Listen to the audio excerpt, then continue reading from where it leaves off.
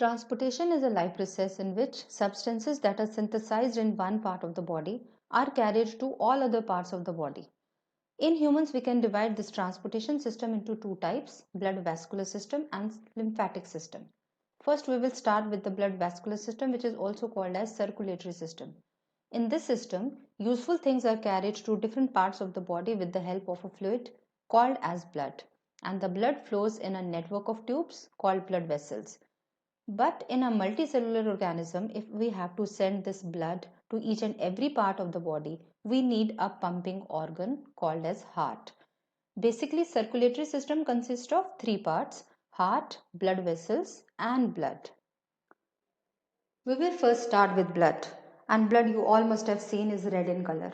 It looks like a homogeneous mixture, but actually blood is a heterogeneous mixture, and more precisely it is a colloidal solution. So we can divide blood into two main components. One is plasma and second is blood cells. Plasma is the colorless part, which is made up of water, salt, proteins and hormones. About 90% of plasma is made up of water, and it performs many functions like it carries food from intestines to all the cells of the body. It carries carbon dioxide from all the cells of the body to the lungs, and also it carries nitrogenous waste to the kidneys, and all these things are carried in the dissolved form. Second component of blood is blood cells, and there are three types of blood cells: red blood cells, white blood cells and blood platelets. Now red blood cells perform an important function of carrying oxygen to each and every part of the body, and they do so with the help of a red colored pigment called as hemoglobin, which also provides red color to the blood. Now, these red blood cells, also called as erythrocytes, are circular in shape and they do not have a nucleus. Not having a nucleus reduces their life to approximately 4 months, but that is not a cause of worry because RBCs are being constantly made by the stem cells present inside the bone marrow. Second type of blood cells are white blood cells, which fight with the germs and they form our immune system. And white blood cells, they contain a nucleus which is of different shapes, and depending upon the shape of the nucleus in white blood cells, they can be divided into different types like basophil, neutrophil, eosinophil, etc.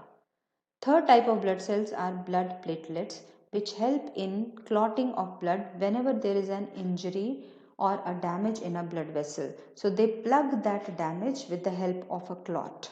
Hemoglobin present in RBCs is made up of two parts.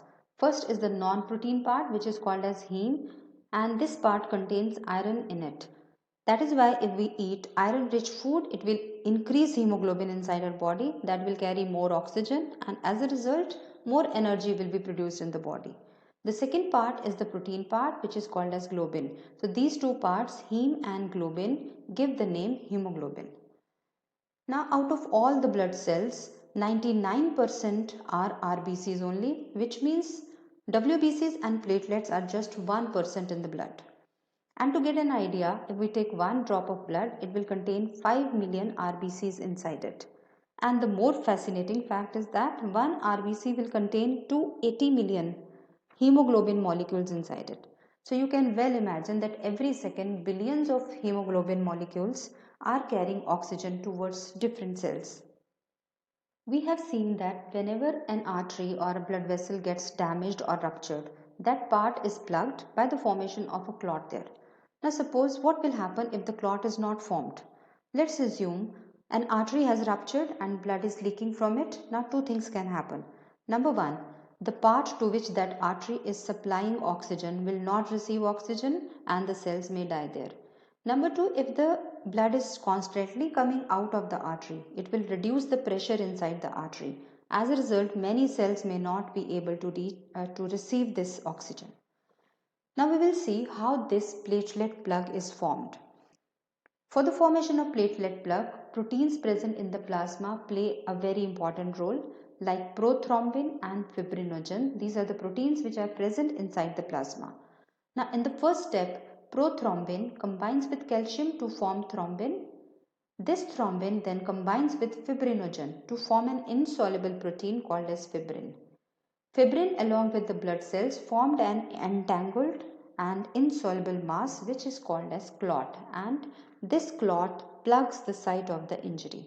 This is how a platelet plug is formed. Clotting of blood in an injured or a broken vessel is of great significance. But what if blood clots in an unbroken vessel?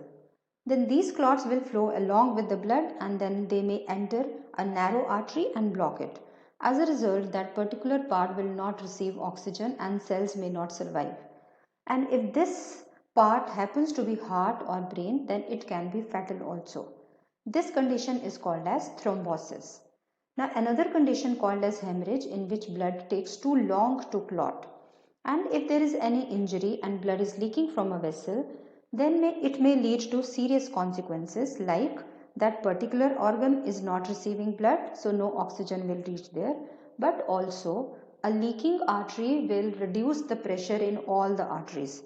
As a result, the part of the body which are far away from heart may not receive oxygen and the cells may die there also. So this suggests that clotting of blood should be in appropriate amount at proper time and place. This is the question time, so you can get your notebook and pen and try to recollect all the functions of blood that we have just discussed.